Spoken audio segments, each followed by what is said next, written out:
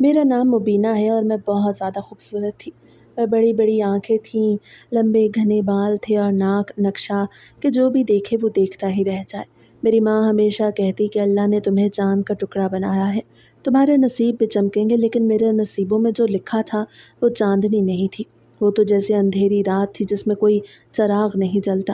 میرے ماں باپ نے میری شادی کر دی شمس نامی ایک لڑکے سے جو بظاہر پیر تھا۔ لوگ اس کا بڑا احترام کرتے تھے۔ کوئی کہتا تھا کہ پیر شمس الدین ہے، لوگوں کے مسائل حل کرتا ہے۔ کوئی کہتا تھا کہ اس کے ہاتھ میں بہت تاثیر ہے، دم درود سے بیماری چلی جاتی ہے، اس لیے لوگ اسے عقیدت سے دیکھتے تھے۔ اور میرے والدین نے بھی وہی دیکھا جو دنیا نے دکھایا۔ کسی نے نہ اس کی تصویر دیکھی، نہ اس سے بات ہوئی، نہ مجھے دکھایا گیا۔ بس ایک ہی ہفتے میں جلدی جلدی میرے ہاتھ پیلے کر دیے گئے، اور میں بھی یہ سوچ کے خاموش رہی کہ شاید قسمت یہی ہے۔ شمس کے بارے میں میرے دل میں خواب سا تھا کہ وہ ایک باوقار سا نوجوان ہوگا جیسے فلموں میں پیر دکھائے جاتے ہیں، سفید لباس میں، خاموش مزاج، نورانی چہرے والا، کندھوں پہ سبز چادر لیے۔ جب وہ کمرے میں داخل ہوگا تو خوشبو پھیلے گی، روشنی سی ہو جائے گی، اور میں اس کے ساتھ نئی زندگی شروع کروں گی۔ لیکن شادی کی پہلی رات جب میں نے دیکھا تو میری سانس رک گئی، میری زبان بند ہو گئی، میرے جسم کا رواں رواں سن ہو گیا۔ میرے سامنے ایک ایسا انسان کھڑا تھا جسے دیکھ کے میں فیصلہ نہیں کر پا رہی تھی کہ یہ بچہ ہے یا بڑا۔ وہ ایک عجیب سی حرکتیں کر رہا تھا، کبھی تالیاں بجاتا، کبھی اچھلتا، کبھی ہنستا اور کبھی کسی کونے میں چھپتا، جیسے کوئی کھیل کھیل رہا ہو۔ میری حالت غیر ہو گئی، میرے رونگٹے کھڑے ہو گئے۔ میں نے اپنی ساس کی طرف دیکھا، وہ مسکرا رہی تھی جیسے کچھ ہوا ہی نہ ہو۔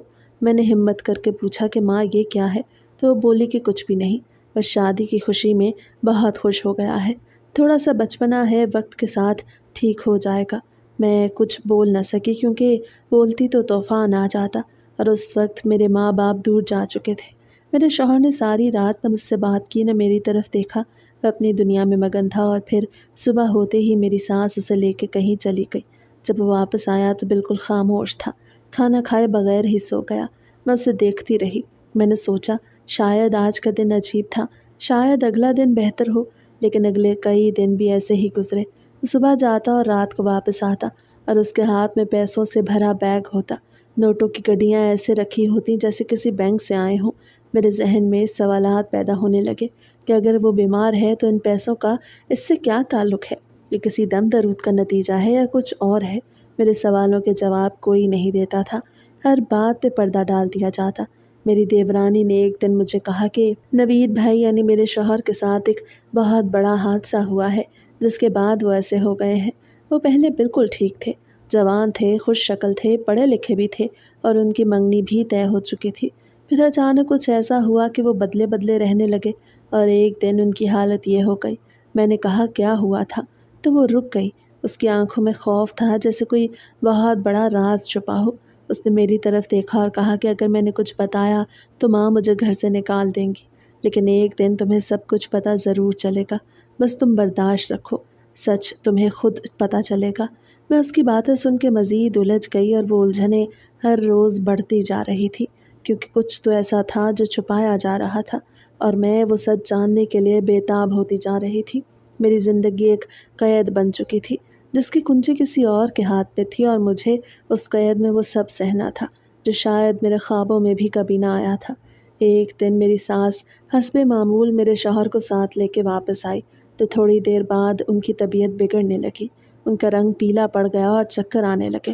انہوں نے بیٹھنے کی کوشش کی لیکن بیٹھتے ہی گر گئیں۔ سب گھبرا گئے، ان کا بلڈ پریشر لو ہو چکا تھا، انہیں فوراً قریبی کلینک لے جایا گیا۔ میں دروازے میں کھڑی تھی اور میں نے پہلی بار محسوس کیا کہ شاید واقعی یہ کام ان کی صحت پہ اثر ڈالے گا۔ جب وہ واپس آئیں تو چپ چاپ اپنے کمرے میں چلی گئیں، اور شام تک کسی سے بات نہ کی۔ میرے دیور نے رات کو کھانے کے دوران بات چھیڑ دی کہ اماں آپ کیوں روز روز اتنا تھکا دینے والا کام کرتی ہیں؟ اب نوید بھائی کی بیوی آ چکی ہے، اسے بھیج دیا کریں، آپ کو آرام کی ضرورت ہے، آپ بیمار ہو رہی ہیں۔ میں نے خاموشی سے اس کی بات سنی، لیکن کچھ سمجھ نہ آئی کہ آخر اتنا کیا مشکل کام ہے کہ ساس کے بس سے باہر ہوتا جا رہا ہے۔ اگلے دن صبح میری ساس میرے کمرے میں آئی، دروازہ بند کیا اور میرے سامنے بیٹھ گئی۔ ان کی آنکھوں میں سنجیدگی تھی جیسے کوئی بہت بڑا فیصلہ سنانے لگی ہوں۔ انہوں نے میری طرف دیکھا اور کہا میں تمہیں ایک بہت ضروری بات بتانا چاہتی ہوں، اور اس کے بعد تمہیں سب کچھ سنبھالنا ہوگا۔ میں نے حیرت سے ان کی طرف دیکھا اور پوچھا کہ کون سی ضروری بات؟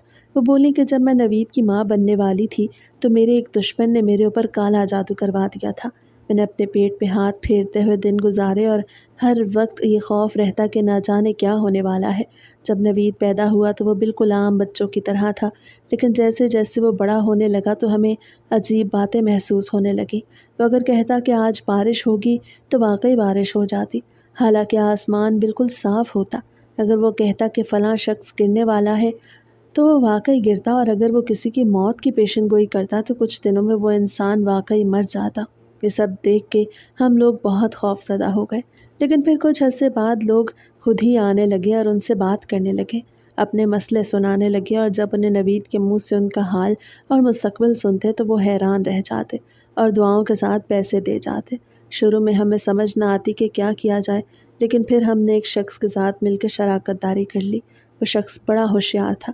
اس نے کہا ایک آستانہ بناتے ہیں، وہاں نوید بیٹھے گا اور جو لوگ آئیں گے ان کو جواب دے گا، اور جو پیسے دیں گے وہ ہم بانٹ لیا کریں گے۔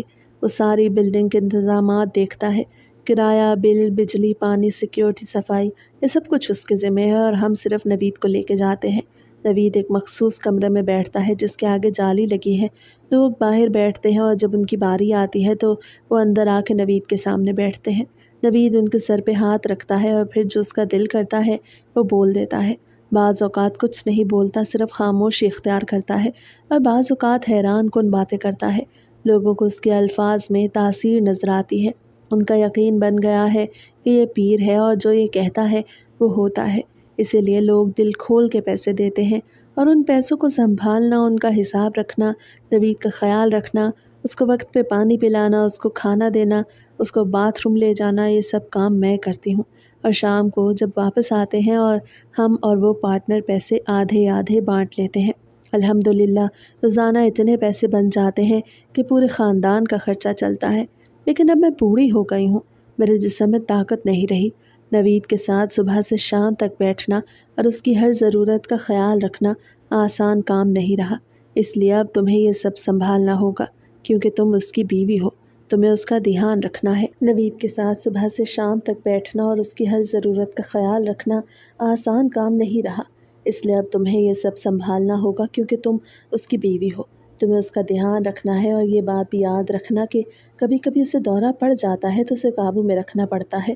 میں دل ہی دل میں حیران ہو رہی تھی کہ انہوں نے اپنے بیٹے کی بیماری کو کاروبار بنا لیا اور کتنے فخر سے یہ سب بتا رہی ہیں، جیسے کوئی بہت بڑی کامیابی حاصل کر لی ہو۔ میں نے اس وقت کچھ نہ کہا، صرف سر ہلا دیا اور دل میں سوچ لیا کہ اب جو بھی ہوگا دیکھا جائے گا۔ میں نے ہاں کر دی اور اگلے دن میں نوید کے ساتھ گئی۔ 2-4 دن تو مجھے بہت مشکل ہوئی، سمجھ نہیں آتا تھا کہ کیا کب کرنا ہے۔ اس کے ساتھ بیٹھنا، لوگوں کو دیکھنا، ان کے سوال سننا، اور یہ سب ہوتے ہوئے خود کو سنبھالنا، لیکن آہستہ آہستہ مجھے سب سمجھ آنے لگا۔ ایک روٹین بن گئی تھی۔ ایک کمرہ ہوتا جو پردوں اور جالیوں سے الگ کیا گیا تھا، اس میں صرف وہ بیٹھتا اور ایک چھوٹا سا حصہ کھلا ہوتا جہاں سے وہ اپنا ہاتھ نکال کے آنے والے شخص کے سر پہ رکھتا۔ لوگ آتے تھے، لائنیں لگی ہوتی، ہر کوئی اپنا مسئلہ بتاتا، اور نوید کبھی خاموش رہتا اور کبھی کچھ کہہ دیتا۔ اس کے کہے ہوئے الفاظ لوگوں کے لیے حکم کی حیثیت رکھتے، اور ان کے چہروں پہ ایک عجب سی روشنی آ جاتی۔ جب وہ واپس جاتے تھے، ہر کوئی جاتے وقت پیسے ڈبے میں ڈال دیتا، اور پھر میری ذمہ داری ہوتی کہ وہ سارے پیسے سنبھال کے رکھوں۔ شام کو واپس آتے ہی میری ساس سب سے پہلے پیسوں والی بالٹی مجھ سے لے لیتی اور پھر نوید کو کمرے میں بھیجنے کا کہتی۔ وہ پیسے کہاں جاتے تھے، کیا ہوتے، یہ کبھی مجھے معلوم نہ ہوا۔ ہاں اتنا ضرور تھا کہ اس گھر میں کسی چیز کی کمی نہیں تھی، ہر آسائش موجود تھی، ہر ضرورت پوری ہوتی تھی، اور اب مجھے لگنے لگا کہ میرے شوہر کی حالت ہی اس سارے نظام کی بنیاد ہے، اور شاید میری زندگی کا مقصد بھی۔ اب صرف اسی نظام کو چلانا رہ گیا تھا۔ میں ایک ایسی دنیا میں قدم رکھ چکی تھی جہاں حقیقت اور فریب کا فرق مٹ چکا تھا، اور میں وہ سب کچھ کر رہی تھی جو کبھی میرے خوابوں میں بھی نہیں آیا تھا۔ اسی طرح ایک دن حسب معمول لوگ آ رہے تھے اور جا رہے تھے، کچھ اپنے دکھ سنا رہے تھے، کچھ نوید کے چہرے کی طرف دیکھ کے ہی واپس چلے جاتے تھے، کیونکہ کبھی کبھار وہ بالکل خاموش بیٹھا رہتا تھا، جیسے کچھ سن ہی نہ رہا ہو، اور کبھی ایسے چلاتا تھا جیسے کسی انجانی زبان میں کچھ بول رہا ہو، اور میں بس ایک کونے میں بیٹھی سب دیکھتی رہتی۔ اس دن دوپہر کے وقت ایک شادی شدہ جوڑا آیا۔ ان دونوں نے جالی کے پیچھے کھڑے ہو کے بڑے ادب سے سلام کیا اور پھر عورت نے آہستہ آواز میں کہا، ہمارے ہاں 7 سال سے اولاد نہیں ہو رہی۔ ہم بہت جگہوں پہ جا چکے ہیں، بہت علاج کروایا ہے، لیکن کوئی فائدہ نہیں ہوا۔ اب سنا تھا کہ پیر صاحب کے ہاتھ میں تاثیر ہے، اس لیے یہاں آ گئے۔ آپ دعا کریں۔ میرے شوہر نے ان دونوں کو دیکھا، پھر ایک دم ہنسنے لگا، وہی بچکانہ سی ہنسی جیسے کوئی چھوٹا بچہ کسی بات پہ خوش ہو جائے، اور پھر اچانک اس نے سنجیدہ ہو کے کہا، ہوگی بھی نہیں۔ اس کے الفاظ ایسے تھے جیسے کسی نے ایک امید کے چراغ کو بجھا دیا ہو۔ ان دونوں کے چہرے کا رنگ اڑ گیا۔ عورت نے آنکھیں نیچی کر لیں اور مرد نے بیوی کی طرف دیکھا جیسے کچھ کہنے والا ہو، لیکن خاموش ہو گیا۔ مجھے اس وقت بہت برا لگا، میرا دل دکھنے لگا، کیونکہ وہ لوگ بڑی امید سے آئے تھے، شاید یہ سننے کے لیے کہ کچھ بہتری ہوگی، کوئی راستہ نکلے گا اور ان کی دعا قبول ہو جائے گی۔ لیکن نوید نے جو کہا وہ سیدھا دل پہ لگا۔ میں کچھ لمحے خاموش رہی، لیکن پھر مجھ سے برداشت نہ ہوا۔ میں نے کہا، آپ لوگ دوبارہ آئیے گا، کبھی کبھی پیر صاحب کچھ دنوں بعد دوسری بات بھی کہہ دیتے ہیں، ہو سکتا ہے اگلی بار کچھ اچھا سننے کو ملے۔ عورت نے میری طرف دیکھا، آنکھوں میں نمی تھی، لیکن چہرے پہ ایک ہلکی سی مسکراہٹ بھی آ گئی، جیسے اسے کسی نے سہارا دے دیا ہو۔ اس نے کہا، ہم ضرور دوبارہ آئیں گے، اور پھر وہ دونوں اٹھ کے چل دیے، لیکن جاتے جاتے وہ ڈبے میں پیسے ڈالنا نہیں بھولے۔ میں ان کی طرف دیکھتی رہی، اور خاص طور پہ اس عورت کے شوہر کی طرف۔ وہ کتنا خوبصورت اور باوقار تھا، لمبا قد، گھنی پلکیں، صاف رنگت، اور اس کی آنکھوں میں ایک عجیب سا سکون تھا۔ مجھے حیرت ہوئی کہ ایسا شخص اتنے سالوں سے اولاد کے لیے تڑپ رہا ہے، لیکن پھر بھی اپنی بیوی کا ساتھ نہیں چھوڑا، اس کے ساتھ ہر جگہ جا رہا ہے، علاج، دعا، ہر در پہ لے کے جا رہا ہے۔ میں نے نوید کی طرف دیکھا، وہ بھی عمر میں کچھ زیادہ نہیں تھا، وہ بھی جوان تھا، لیکن کبھی کبھی میرا دل کہتا کہ کاش وہ بھی ایسا ہوتا جیسا یہ مرد ہے، کیونکہ میری خوبصورتی کا اس کے لیے کوئی مطلب ہی نہیں تھا۔ میری لمبی زلفیں، میری روشن آنکھیں، میرا سفید رنگ، میری باریک کمر، کچھ بھی اس کے لیے معنی نہیں رکھتے تھے۔ وہ نہ مجھے دیکھتا تھا، نہ کوئی بات کرتا تھا، بس بیٹھتا تھا، اور جب کام ختم ہوتا تو چپ چاپ گھر آ کے سو جاتا، اور میں ہر دن صرف یہ دیکھنے اور سوچنے میں گزار دیتی کہ جوڑوں میں اگر پریشانیاں ہیں تو وہ ایک دوسرے کا ساتھ تو دے رہے ہیں، ان کی آنکھوں میں ایک دوسرے کے لیے محبت تو ہے، لیکن میرے شوہر کی آنکھوں میں کبھی کوئی جذبہ نظر نہ آیا۔ میری خوبصورتی جیسے کسی بند کمرے میں قید ہو چکی تھی۔ میں اس کے ساتھ بیٹھ کے روز ان عورتوں کو دیکھتی جو اپنے شوہروں کے ساتھ آتی، کچھ کی صورت عام سی ہوتی، لیکن ان کے شوہر ان کی بات کو توجہ سے سنتے۔ کچھ عورتیں خوبصورت ہوتی اور ان کے شوہر ان کی پیٹھ سہلاتے یا ہاتھ تھامے رکھتے۔ میں اندر ہی اندر ٹوٹنے لگی، میرا دل جلنے لگا۔ میں سوچتی کہ میں ان سب سے زیادہ خوبصورت ہوں، لیکن کس کام کی، جب میرے شوہر کی آنکھوں میں میرے لیے کوئی محبت ہی نہیں۔ ایک وقت تھا جب میں سمجھتی تھی کہ اس کا چہرہ برا نہیں، اگر وہ نارمل ہوتا تو ہمارا رشتہ بہت خوبصورت ہوتا، وہ ایک سمجھدار شوہر ہوتا، میں اس کا خیال رکھتی اور وہ میرا۔ لیکن اب تو مجھے لگنے لگا تھا کہ یہ سب ایک جھوٹ ہے، وہ کبھی ٹھیک نہیں ہو سکتا، کیونکہ میرے ساتھ دھوکا ہوا ہے۔ میرے سسرال والوں نے مجھ سے جھوٹ بولا ہے کہ ہم اس کا علاج کروانے لے جاتے ہیں۔ اب سب کچھ میرے سامنے واضح ہو چکا تھا، یہ سب ایک منصوبہ تھا، ایک کاروبار تھا، ایک چالاکی تھی جس کے ذریعے وہ لوگ پیسہ کماتے تھے، اور نوید کی بیماری ان کے لیے خزانے کی چابی بن چکی تھی۔ ان کو کوئی فرق نہیں پڑتا تھا کہ میں ایک جوان عورت اپنی زندگی کے سب خواب دفن کر چکی ہوں، ان کے لیے صرف نوید کا بولنا اور لوگوں کا پیسے ڈالنا اہم تھا، اور اب میں بھی اس کاروبار کا حصہ بن چکی تھی، ایک ایسی گواہ جو سب کچھ جانتی تھی لیکن خاموش رہنے پہ مجبور تھی، کیونکہ اب راستہ واپسی کا بند ہو چکا تھا۔ کچھ دن بعد وہی شادی شدہ جوڑا دوبارہ آیا، اور جیسے ہی وہ جالی کے اس طرف آ کے بیٹھے، میرے دل میں ایک عجیب سی خوشی دوڑ گئی، میرے اندر جیسے کچھ جاگ اٹھا۔ میں نے اس بار ان سے ان کا نام پوچھ لیا، حالانکہ ہمیں نام سے کچھ لینا دینا نہیں ہوتا، کیونکہ نوید کو کسی کا نام کبھی یاد نہیں رہتا تھا، نہ اس کے بتانے سے کوئی فرق پڑتا تھا، لیکن میں نے جھوٹ بولا کہ دعا کے وقت نام لینا ضروری ہے۔ اس پر عورت نے کہا، میرا نام سکینہ ہے اور شوہر کا نام سرمد ہے۔ مجھے نہ جانے کیوں یہ نام بہت خوبصورت لگا، شاید اس لیے کہ وہ شخص خود بھی خوبصورت تھا، یا شاید اس لیے کہ اب یہ نام میرے خیالوں میں جگہ بنا چکا تھا۔ میں نے جب اس کے منہ سے سرمد سنا تو دل میں کسی نے ہلکی سی دستک دی، اور پھر وہ شخص میری طرف عجیب نظریں ڈال کے دیکھنے لگا، جیسے کچھ کہنا چاہتا ہو۔ اسے تھوڑی دیر بعد آہستہ سے کہا کہ آپ برا نہ مانے تو ایک بات پوچھوں، آپ کون ہیں؟ میں نے فوراً اپنی ساس کی بات یاد کی کہ اگر کوئی پوچھے تو کبھی یہ نہ کہنا کہ تم نوید کی بیوی ہو، کیونکہ ہم نے لوگوں کو یہی بتایا ہے کہ پیر صاحب دنیا سے کٹے ہوئے ہیں، ان کا دنیاوی تعلق کوئی نہیں۔ اس لیے میں نے بھی وہی کہا جو سکھایا گیا تھا۔ میں نے کہا میں بس ان کے ساتھ آتی ہوں، ان کی مدد کرتی ہوں، ہیلپر ہوں۔ اس نے ہلکا سا سر ہلایا اور کہا اچھا اچھا، بہت خوبصورت ہیں آپ۔ مجھے اس کا یہ جملہ عجیب نہ لگا بلکہ کچھ خاص محسوس ہوا، جیسے کسی نے مجھے پکارا ہو۔ میں نے بس شکریہ کہا اور کچھ نہ بولی۔ پھر اس نے کہا کہ آپ کی نوکری بھی اچھی ہے، لیکن آپ کی شادی ہو چکی ہے کیا؟ میں نے اس سوال پہ لمحہ بھر سوچا اور جھوٹ بولا کہ نہیں، کیونکہ مجھے لگا اگر میں کہتی ہو چکی ہے تو وہ ضرور پوچھتا کس سے ہوئی ہے اور کہیں بات کا سرا نہ کھل جائے۔ اس لیے میں نے ایک جھوٹ کو چھپانے کے لیے کئی جھوٹ بولنے کا فیصلہ کیا۔ اس نے کہا اچھا اچھا۔ وہ مجھے مسلسل دیکھ رہا تھا اور اس کی نظریں مجھے بری نہیں لگ رہی تھی، لیکن بہت زیادہ گہری ضرور محسوس ہو رہی تھی، جیسے وہ میرے چہرے کے پار کچھ پڑھنے کی کوشش کر رہا ہو۔ اس دن بات وہیں ختم ہو گئی، لیکن میری سوچ میں وہ شخص بس چکا تھا۔ بس ایک دن جب اس کی بیوی کچھ پیسے چھوٹے کرانے گئی تو وہ میرے پاس بیٹھا۔ نوید میرے ساتھ ہی تھا، لیکن وہ تو ہمیشہ اپنی ہی دنیا میں گم رہتا، کبھی اپنے ہاتھوں سے کھیلتا، کبھی زمین پہ انگلی سے کچھ لکھتا رہتا اور کسی کو دیکھتا ہی نہیں۔ سرمد نے آہستہ سے کہا، دراصل مسئلہ میری بیوی کے اندر ہے، میرے اندر تو کوئی خاص خرابی نہیں۔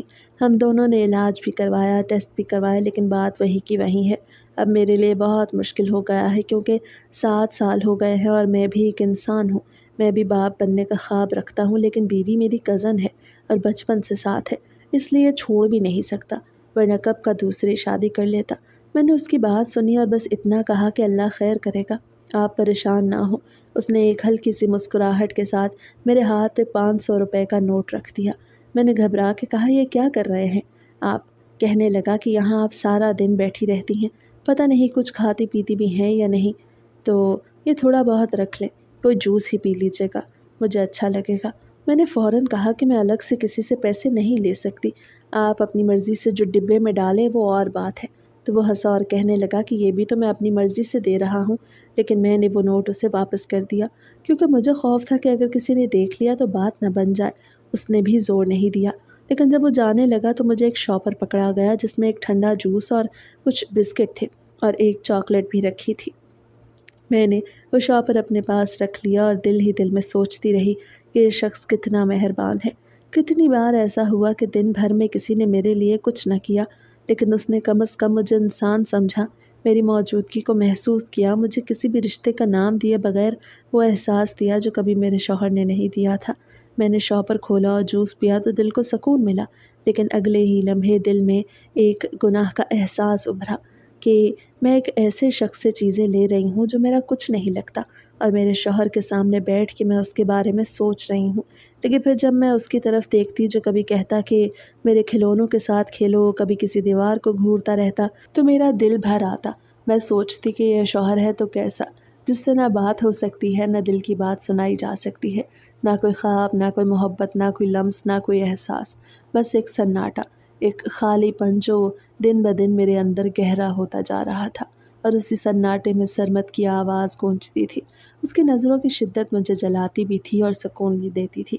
پھر ایک دن نوید نے اچانک میری طرف دیکھ کے کہا کہ بڑا نام بدنام کرو گی۔ میں چونک گئی، اس کا لہجہ سرد سا تھا اور انداز بھی عجیب۔ مجھے لمحہ بھر کے لیے ڈر لگا کہ کہیں اس نے کچھ محسوس تو نہیں کر لیا، لیکن اگلے ہی لمحے وہ پھر سے زمین پہ انگلی سے لکیریں بنانے لگا، جیسے کچھ ہوا ہی نہ ہو۔ مجھے احساس ہوا کہ اس کے منہ سے نکلے جملے اکثر لوگوں کو متاثر کرتے تھے، لیکن میرے لیے وہ بے معنی ہو چکے تھے، کیونکہ مجھے اب پتہ چل چکا تھا کہ اس کے اندر کوئی خاص بات نہیں۔ یہ سب ایک جھوٹ ہے جو لوگوں نے مان لیا ہے، کیونکہ ہر گاؤں میں ایک ایسا شخص ہوتا ہے جو تکے مار دیتا ہے اور لوگ اسے ولی سمجھ لیتے ہیں۔ ہمارے گاؤں میں بھی ایک چاچا تھا جس کا تکا اکثر سچ نکلتا اور سب اسے چاچا تکا کہتے تھے، لیکن وہ کبھی دعویٰ نہیں کرتا تھا، بس ہنس دیتا تھا۔ یہاں معاملہ الٹ تھا۔ نوید کو کرسی پہ بٹھایا گیا تھا، لوگ اس کے قدم چومتے تھے اور میں بس بیٹھی دیکھتی رہتی تھی، لیکن اب میری نظروں کے سامنے نوید نہیں بلکہ سرمد تھا، جو کبھی کبھار میری آنکھوں کے سامنے آ جاتا اور میں سوچتی کہ کاش میرا نصیب کچھ اور ہوتا۔ شاید میں بھی ایک محبت کرنے والے شوہر کے ساتھ زندگی گزار رہی ہوتی، جہاں کوئی مجھ سے بات کرتا، میرے دکھ سنتا، میرے بالوں میں ہاتھ پھیرتا، مجھے کہتا تم بہت خوبصورت ہو، اور میں کہتی ہاں میں جانتی ہوں، تمہارے لیے ہی تو سنورتی ہوں، لیکن میری زندگی میں وہ لمحے کبھی نہیں آ سکے۔ और अब शायद आने भी नहीं थे। मैं तो मायूसी की इस हद तक पहुंच गई थी जहां पर मैं यहाँ तक कहना शुरू हो गई थी कि मुझे मेरा शौहर बेशक नामर्द होता, लेकिन कम से कम उसे यह तो पता होता कि मैं उसकी बीवी हूँ। कम से कम ज़ुबान से ही मुझे अच्छी सी बात कर लेता, मेरी तारीफ़ कर लेता, मैं इतने पे भी खुश हो जाती। मेरा हाथ पकड़ता, मुझे गले से लगाता, लेकिन यहाँ पे वो मुझे अपनी छोटी सी दोस्त समझता था। मैं परेशान थी, मुझे नहीं पता था कि इस रिश्ते में मैं कब तक रह पाऊंगी। मुझे ऐसा लगता कि मेरा दम घुट जाएगा। ऐसे में सरमद मुझे ठंडी हवा का झोंका लगता था। एक दिन वो घर से मेरे लिए हलवा बनवा के लाया तो एक दिन फिर से मेरे लिए कोई खाने की चीज़ ले आया। एक वही था जो मेरा ख्याल रखता। एक दिन उसने ये भी कह दिया कि अब तो मेरी दोस्त हो। मैंने कहा कि दोस्त? तो कहने लगा, हाँ दोस्त ही। मैं क्या बुरा हूँ? आपने कभी ये बात नोट की है कि इंसान हर रिश्ते में बिलाखिर दोस्ती को क्यों तलाश करने लगता है? क्योंकि दोस्ती जैसा कोई रिश्ता नहीं होता। वो अपने शौहर में भी दोस्त तलाश करता है, बीवी में भी, माँ में भी, बाप में भी। इसीलिए क्योंकि दोस्ती से बढ़ के कुछ नहीं होता। मुझे उसकी बातें बड़ी अच्छी लगती थी। वो अपनी बीवी से बहुत तंग था, लेकिन उसकी बीवी अमीर थी और दूसरी शादी भी नहीं करने देती थी, इसलिए उसके साथ गुजारा हो रहा था। अब हम दोनों एक दूसरे से दिल की बात कर लेते थे। मैंने झूठ बोल दिया उसकी बीवी को कि आप लोगों को चैलेंज दिन तक लगातार आना पड़ेगा, फिर आप लोगों का काम हो जाएगा। इसीलिए अब वो रोज़ आते थे। मैं कोई झूठ बोल देती कि पीर साहब को ख्वाब आया है कि अगर आप लोग 40 दिन तक नहीं आए तो कोई बहुत बड़ा तूफ़ान आ जाएगा। उसकी बीवी बहुत वहमी थी, तभी तो यहाँ पे आती थी। इसीलिए उसने कहा कि नहीं नहीं, हम 40 दिन तक रोज़ाना हाज़िरी लगाएंगे।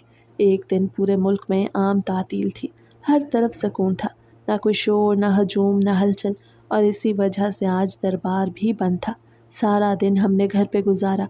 मेरी सास किसी अजीज़ के घर गई हुई थी और मैं अपनी देवरानी के साथ बैठ के बातों में वक्त गुजार रही थी। वो मुझसे काफ़ी बेतकल्लुफ़ हो चुकी थी और अक्सर अधूरी बातें करके चुप हो जाती, जैसे कुछ कहना चाहती हो लेकिन डरती हो, या शायद कोई मौका तलाश रही हो कि कब मुझे मुकम्मल हकीकत बताए। आज का दिन भी कुछ ऐसा ही था। हम दोनों किचन के करीब बैठे थे और चाय पी रहे थे, जब अचानक उसने आहिस्ता आवाज़ में कहा, आज तो दरबार बंद है, कोई नहीं आ रहा, तो चले आज मैं तुम्हें वो बात मुकम्मल बताती हूँ जो नवीद के साथ हुई थी। मैंने चौंक के उसकी तरफ देखा और कहा, मुझे तो अम्मी ने सब कुछ बता दिया है कि वो जब पैदा होने वाला था तभी से उसके साथ कुछ मसला हो गया था। शायद किसी ने जादू कर दिया था या कुछ और, जिससे वो ऐसा हो गया। तो उसने ज़ोर से कह कहा मारा और कहा, अम्मी ने तुमसे झूठ बोला है और हमेशा सबसे झूठ बोलती है ताकि कोई असल कहानी तक ना पहुँचे। असल कहानी तो कुछ और है। मैं हैरत से उसका चेहरा देखने लगी और दिल में अजीब सा खौफ उतरने लगा। उसने आहिस्ता आहिस्ता कहना शुरू किया कि नवीद बिल्कुल ठीक था, नॉर्मल था। उसकी एक मंगनी हो चुकी थी, बल्कि शादी पक्की हो गई थी। लड़की उसकी अपनी कज़न थी जिसका नाम सोनिया था और नवीद उससे हद से ज़्यादा मोहब्बत करता था। वो लड़की कुछ दिन के लिए हमारे घर भी आई थी और उन दोनों ने साथ में बड़ा अच्छा वक्त गुजारा था। वो लड़की ना सिर्फ उसकी मंगेतर थी बल्कि उसके दिल की धड़कन बन चुकी थी, और नवीद हर वक्त उसी के बारे में बात करता रहता। हम सब भी खामोश थे कि चलो ख़ानदान में ही रिश्ता हो रहा है, सब कुछ ठीक जा रहा था। लेकिन ये सब खुशी कुछ ही महीनों की थी, क्योंकि जब 2 महीने हो चुके तो पता चला कि सोनिया का किसी और के साथ ताल्लुक़ बन चुका है। और एक दिन ऐसा हुआ कि हम सब किसी अजीज़ के यहाँ गाँव गए हुए थे। घर में सिर्फ नवीद और सोनिया रह गए थे, और इसी दौरान सोनिया ने अपने उस आशिक को घर बुलाया। नवीद को कुछ शक हुआ और जब उसने दरवाज़ा खोला तो वो मंज़र देखा जो किसी को भी दुनिया में सबसे ज़्यादा तकलीफ़ देता है। उसने अपनी आँखों से सोनिया और उस लड़के को उस कमरे में देख लिया। बस वहीं उसका दिल दिमाग सब बंद हो गया। वो ज़मीन पे गिर गया और बेहोश हो गया। हम वापस आए तो उसे ऐसी हालत में पाया। डॉक्टर को बुलाया गया, टेस्ट करवाए गए तो मालूम हुआ कि उसे शदीद दिमागी सदमा पहुंचा है, जिसने उसके जहन को मफलूज कर दिया है। डॉक्टर ने कहा कि इस तरह के मरीज़ कभी कभी खुद से ठीक हो जाते हैं और कभी कभी सारी ज़िंदगी ऐसे ही रहते हैं, लेकिन उम्मीद कभी ख़त्म नहीं करनी चाहिए। लेकिन वक्त गुजरने लगा। सोनिया ने खुद को अलग कर लिया। उसने सब कुछ कह दिया कि ये तो पागल हो गया है, मुझे इसके साथ नहीं रहना, मैं खुला ले रही हूँ। और वो अपना सामान उठा के चली गई। नवीद की दुनिया वहीं ख़त्म हो गई। वो जो पहले हंसता, बोलता, बातें करता, ख्याल रखता, जज्बात दिखाता, वो सब कुछ छोड़कर एक ऐसी दुनिया में चला गया जहाँ ना कोई रिश्ता बचा, ना कोई बात। بس خاموشی اور عجیب سی حرکات باقی رہ گئیں۔ ڈاکٹرز نے کہا کہ وہ چاہے تو وقت کے ساتھ بہتر ہو سکتا ہے، اگر محبت ملے، اگر ساتھ ملے، اگر دھوکہ بھلایا جائے تو وہ دوبارہ واپس آ سکتا ہے۔ لیکن سچ یہ ہے کہ اب 7 سال گزر چکے ہیں اور ان 7 سالوں میں وہ ایک پل کے لیے بھی خود کو واپس نہیں لا سکا۔ میری آنکھیں بھر آئی تھیں، دل بیٹھنے لگا تھا اور اندر سے ٹوٹنے لگا تھا کہ مجھ سے یہ سب کچھ چھپا کے میری شادی نوید سے کی گئی۔ وہ اس کی دوسری بیوی تھی، مجھے اس رشتے میں دھوکے سے باندھ دیا گیا اور کہا گیا کہ وہ بچپن سے ایسا ہے، حالانکہ وہ تو ایک ٹوٹا ہوا دل لے کے جیتا رہا جسے کسی نے بے وفائی سے توڑ دیا۔ میں چند لمحے خاموش رہی، پھر ہلکی آواز میں کہا کہ ڈاکٹر نے اگر کہا تھا کہ یہ ٹھیک ہو سکتا ہے تو ابھی بھی کوئی امید ہے، شاید میں اس کا ساتھ دوں گی، شاید وہ میری سچائی سے، میرے خلوص سے واپس آ جائے۔ لیکن جب دیورانی نے کہا کہ یہ بات 7 سال پرانی ہے تو میری امید مر گئی۔ 7 سال بہت لمبا عرصہ ہوتا ہے، اس میں تو بچے پیدا ہو کے اسکول جا چکے ہوتے ہیں، اور یہاں 7 سال گزرنے کے بعد بھی نوید وہیں کا وہیں ہے، تو پھر کیا فائدہ؟ میں نے ایک آہ بھری اور صرف اتنا کہا، تمہارا شکریہ، تم نے مجھے سچ بتایا، کیونکہ یہ جاننا بہت ضروری تھا۔ اب میرے دل میں کوئی امید نہیں بچی تھی، اور شاید دل کی جس جگہ پہ امید تھی اب وہاں سرمد کا خیال بیٹھ چکا تھا، اور میرے دماغ میں الٹے سیدھے پلان چلنے لگے، کیونکہ اب میرے اندر کی عورت وہ سب کچھ چاہتی تھی جو ہر عورت چاہتی ہے، محبت، بات چیت، ہم سفری، اور میں جانتی تھی کہ یہ سب کچھ نوید سے نہیں ملے گا، کیونکہ وہ تو خود کہیں کھو چکا ہے، اور جسے خود اپنا ہوش نہ ہو وہ کسی اور کو کیا دے گا۔ میں نے ایسے ایسے کام کرنے شروع کیے جو مجھے نہیں کرنے چاہیے تھے۔ میں نے فلمز دیکھنا شروع کی، گانے سننے شروع کیے، مجھے تھوڑی دیر کی خوشی تو ملتی، لیکن اس کے بعد میرا دل اور بری طرح سے اداس ہوتا۔ میری ساس کو اس بات کی کوئی فکر نہیں تھی، بس ان کو ایک نوکرانی چاہیے تھی جو ان کے پاگل بیٹے کا خیال رکھے اور اس کے ساتھ بھی جایا کرے، اور میں جاتی تھی، وہ مجھ سے پیسے بھی چھین لیتی اور مجھے 1 روپیہ بھی نہ دیتی۔ میں یہ سوچ رہی تھی کہ اگر نوید ٹھیک ٹھاک ہوتا تو کبھی بھی ایسا کام کرنے کے لیے راضی نہیں ہوتا، لیکن اب اس کے پاگل پن کا بھی فائدہ اٹھایا جا رہا تھا۔ ایک دن میں نے نوید کی بیوی کو کہا کہ رات کو ان کے اوپر حاضری ہو گئی تھی اور انہوں نے آپ کے مسئلے کا حل نکالا، اس کے لیے آپ کو ایک کونے میں آنکھیں بند کر کے، زبان بند کر کے 2 گھنٹے کے لیے بیٹھنا ہوگا، چاہے کچھ ہو جائے۔ آپ نے نہ آنکھیں کھولنی ہیں نہ اپنی جگہ سے ہلنا ہے، اور وہ جو سامنے درخت ہے نا، برکت کا پیڑ ہے، اس کے نیچے بیٹھنا ہے۔ وہ کہنے لگی کہ اس کے بعد سارا کچھ ٹھیک ہو جائے گا۔ میں نے کہا ہاں، اس کے بعد سب ٹھیک ہو جائے گا، لیکن جب میں یہ جھوٹ بول رہی تھی تو سرمد مجھے عجیب نظروں سے دیکھ رہا تھا۔ جیسے ہی اس کی بیوی وہاں جا کے بیٹھی میں نے اسے بتایا۔ میں نے سرمد سے کہا تمہاری بیوی کو تو میں نے ایک جگہ بٹھا دیا ہے، وہ وہاں سے نہیں اٹھے گی، اس لیے چلو ہم دونوں بیٹھ کے تھوڑی دیر باتیں کرتے ہیں، کیونکہ موسم بہت سہانا ہو چکا تھا۔ ہلکی ہلکی ٹھنڈی ہوا چل رہی تھی اور آسمان پہ گہرے بادل چھا چکے تھے، جیسے ابھی برس پڑیں گے۔ ایسی فضا میں دل خود بخود رومانوی ہو جاتا ہے اور انسان قابو میں نہیں رہتا۔ دربار کے ساتھ ہی ایک کمرہ تھا جو ہم نے چلا گا کہہ کے الگ کر رکھا تھا تاکہ کوئی اندر نہ جائے۔ ہم نے سب کو یہی بتایا کہ اس کمرے میں چلا ہوتا ہے اور یہ بہت مقدس جگہ ہے جہاں صرف پیر صاحب جاتے ہیں، حالانکہ اندر کچھ پرانے سامان کے علاوہ کچھ نہیں تھا۔ سربت نے میری طرف دیکھا اور کہا کہ صرف باتیں کرنے سے کیا ہوگا، چلو میرے ساتھ۔ اس کی آنکھوں میں دیکھتی رہی اور پھر اپنے دل کی آواز کو سنا اور اس کے ساتھ چل پڑی۔ مجھے کچھ یاد نہ رہا، نہ نوید کا کھانے کا وقت، نہ دربار کی ذمہ داریاں، نہ وہ جھوٹ جو میں نے اب تک سب سے چھپایا تھا۔ نوید تو ویسے بھی فون میں لگا ہوا تھا اور ہمیشہ کی طرح کارٹون دیکھ رہا تھا۔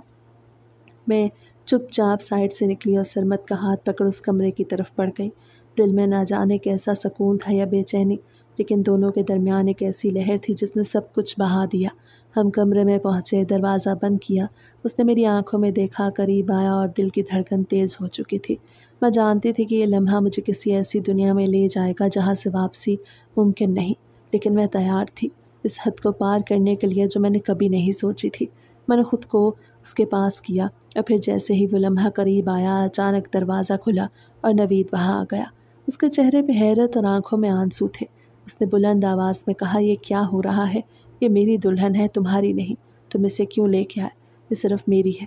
سرمد نے غصے سے اس کی طرف دیکھا اور کہا، مجھے تو پہلے دن سے ہی معلوم تھا کہ تو پاگل ہے، تجھ میں عقل نام کی کوئی چیز نہیں، تیری بیوی تو بس پیسے لوٹنے کا ذریعہ بنا کے بیٹھی تھی، جو بھی کماتی تھی تجھ پہ لٹا دیتی تھی۔ سرمد نے یہ کہا اور نوید کو ایک زوردار تھپڑ مارا۔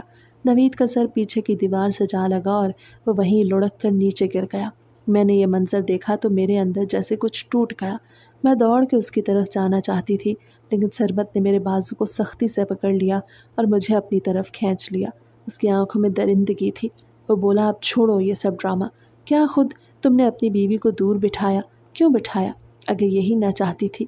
میں نے اس کی بات سن کے سختی سے اپنا ہاتھ چھڑانے کی کوشش کی اور کہا کہ میں یہ نہیں چاہتی تھی۔ تم نے بہت غلط کیا۔ تم نے ایک معصوم انسان کو مارا جو کچھ بول بھی نہیں سکتا، جسے اپنی حالت کا خود بھی پتہ نہیں وہ تمہیں کیا نقصان پہنچا سکتا تھا۔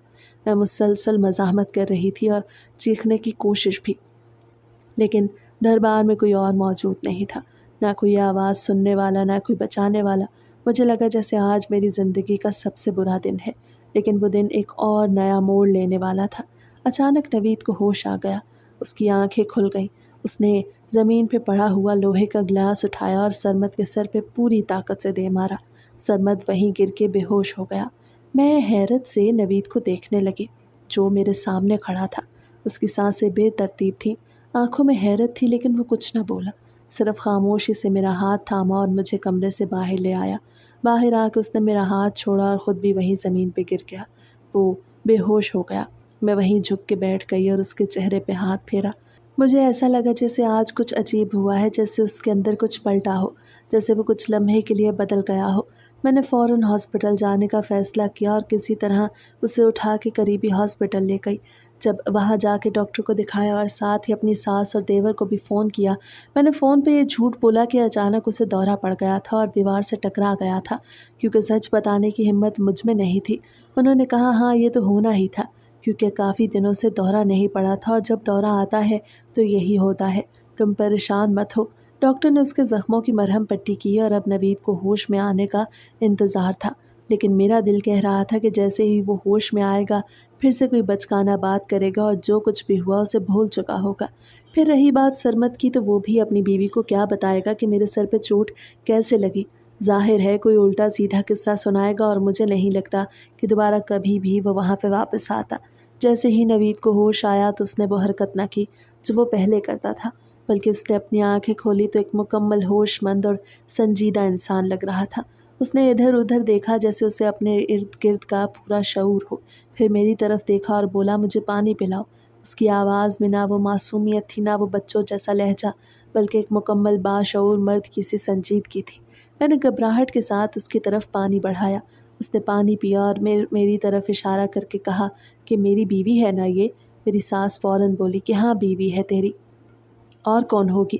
اس پر نوید نے کچھ لمحے خاموشی اختیار کی اور پھر کہنے لگا، کوئی برا آدمی اس پہ حملہ کرنے والا تھا، لیکن میں نے اسے بچا لیا۔ اس نے یہ بات اتنے ٹھوس اور سمجھدار انداز میں کی کہ میں خود حیرت میں ڈوب گئی۔ مجھے تو یقین ہی نہیں آ رہا تھا کہ یہ وہی نوید ہے جو چند دن پہلے تک کارٹون دیکھتے ہوئے الٹی سیدھی باتیں کرتا تھا، جسے کھانے کا وقت بھی یاد نہیں رہتا تھا، اور اب وہ نہ صرف مجھے پہچان رہا تھا بلکہ حالات کو بھی سمجھ رہا تھا اور اپنی بات کو منطقی انداز میں بیان بھی کر رہا تھا۔ میری ساس نے جیسے ہی اس کی بات سنی تو فوراً میری طرف دیکھا اور کہا، یہ سب کب ہوا؟ تم نے ہمیں کیوں نہ بتایا؟ میں نے تھوڑا ڈر کے اور تھوڑا جھوٹ گھڑ کے کہا کہ میں ڈر گئی تھی، وہ آدمی مجھے بہانے سے کمرے میں لے گیا۔ میری ساس اور دیور نے حیرت سے ایک دوسرے کی طرف دیکھا اور کہا، تمہیں یہ بات ہمیں فوراً بتانی چاہیے تھی، ہم اس آدمی کو چھوڑیں گے نہیں۔ میری ساس نے غصے سے کہا کہ اب بتاؤ وہ کون تھا؟ میں نے فوراً بات سنبھالتے کہا، اگر ہم اسے پکڑیں گے تو بات تو ہمارے گھر تک ہی آئے گی نا، ہمارا پردہ ہی چاک ہو جائے گا، لوگ انگلیاں اٹھائیں گے، بدنامی ہم سب کی ہوگی اور کچھ نہیں ہوگا۔ میری ساس نے یہ سن کے ایک گہری سانس لی اور کہا، ہاں یہ بات بھی ہے، جو ہو گیا سو ہو گیا، شکر ہے اللہ نے ہماری عزت بچا لی، ورنہ ہم تو کسی کو منہ دکھانے کے قابل نہ رہتے۔ ابھی ہم نوید کی صحت کے بارے میں کچھ زیادہ اندازہ نہیں لگا پائے تھے، لیکن جوں جوں دن گزرے تو ہمیں یہ بات واضح طور پہ سمجھ آنے لگی کہ اب وہ نوید نہیں رہا، وہ اب ٹھیک ہو چکا ہے۔ پہلے 2-4 دن وہ دربار بھی گیا اور پہلے کی طرح بیٹھا رہا، لیکن اب خاموشی سے سب کچھ دیکھ رہا تھا اور کسی کے سر پہ ہاتھ بھی نہیں رکھتا تھا۔ لوگ آتے تھے لیکن نوید کی خاموشی دیکھ کے خود ہی واپس چلے جاتے، اور پھر ایک دن اس نے صاف صاف کہہ دیا کہ میں دربار نہیں جاؤں گا، مجھے پتہ چل گیا ہے تم لوگ مجھ سے کیا کروا رہے تھے، مجھے استعمال کر رہے تھے۔ اس کے بعد اس نے کبھی دربار کے قدم نہیں بڑھایا۔ اس نے گھر میں بیٹھنا شروع کر دیا اور پھر جلد ہی اس نے اپنی باتوں سے اپنی حرکات سے ثابت کر دیا کہ وہ ایک مکمل مرد ہے۔ اس کے جسم کی زبان بدل گئی تھی، آنکھوں میں سنجیدگی آ گئی تھی اور باتوں میں شعور جھلکنے لگا تھا۔ وہ اب میرے ساتھ بیٹھ کے دنیا کی باتیں کرتا، میری پسند ناپسند پوچھتا، میرا خیال رکھتا، میرے لیے چائے بناتا، کھانے میں میری پسند کے سالن کی فرمائش کرتا اور سونے سے پہلے میری طبیعت کا حال بھی پوچھتا۔ مجھے اب یقین ہونے لگا تھا کہ یہ وہی نوید ہے جو ایک بار سونیا کے ہاتھوں ٹوٹ گیا اور اب دوبارہ محبت کے لمس نے اسے جوڑ دیا۔ مجھے ایسا لگا شاید جب وہ منظر اس کی آنکھوں نے دیکھا جس میں اس کی بیوی یعنی میں کسی دوسرے مرد کے ساتھ کمرے میں جا رہی تھی، تو اس کے دل و دماغ پہ وہی صدمہ تازہ ہو گیا جو برسوں پہلے سونیا نے دیا تھا۔ لیکن فرق صرف اتنا تھا کہ اس بار اس نے خود اپنی آنکھوں سے وہ منظر دیکھا اور پھر اس نے اپنی بیوی کو اس تکلیف سے نکالا۔ یعنی وہی لمحہ تھا جس نے اس کے دماغ کی گرہ کھول دی اور اس کے اندر چھپا اصل نوید دوبارہ جاگ گیا۔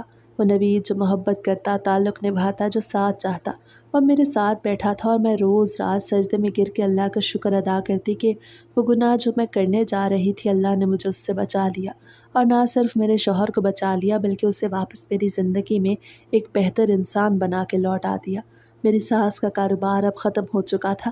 وہ اکثر اب سر پکڑ کے بیٹھی رہتی کیونکہ نہ اب دربار چلتا، نہ وہ ڈبہ جس پہ روز لاکھوں روپے آتے، اور نہ ہی وہ پیر صاحب رہے جن کے سر پر ہاتھ رکھنے سے لوگ ٹھیک ہو جایا کرتے تھے۔ اب ایک عام سا نوجوان ان کے سامنے بیٹھا تھا جو ہر وقت بیوی کے ساتھ باتیں کرتا اور خوش رہتا، لیکن مجھے اب اس کاروبار سے کوئی غرض نہیں تھی۔ میں تو صرف یہ سوچ رہی تھی کہ اللہ نے جو کرم کیا وہ میری ساری زندگی کی نیکیوں سے زیادہ قیمتی تھا، کیونکہ اس نے نہ صرف مجھے گناہ سے بچایا بلکہ میرے شوہر کو بھی میری محبت کا حقدار بنا دیا۔ رات کا وقت تھا، کمرے میں ہلکی روشنی جل رہی تھی، باہر آسمان پہ تارے جھلملا رہے تھے، ہوا میں ٹھنڈک تھی اور میرے دل میں سکون۔ نوید آہستہ آہستہ چلتا ہوا میرے پاس آیا۔ اس کے قدموں کی چاپ اتنی ہلکی تھی جیسے وہ زمین پہ نہیں فضا میں چل رہا ہو۔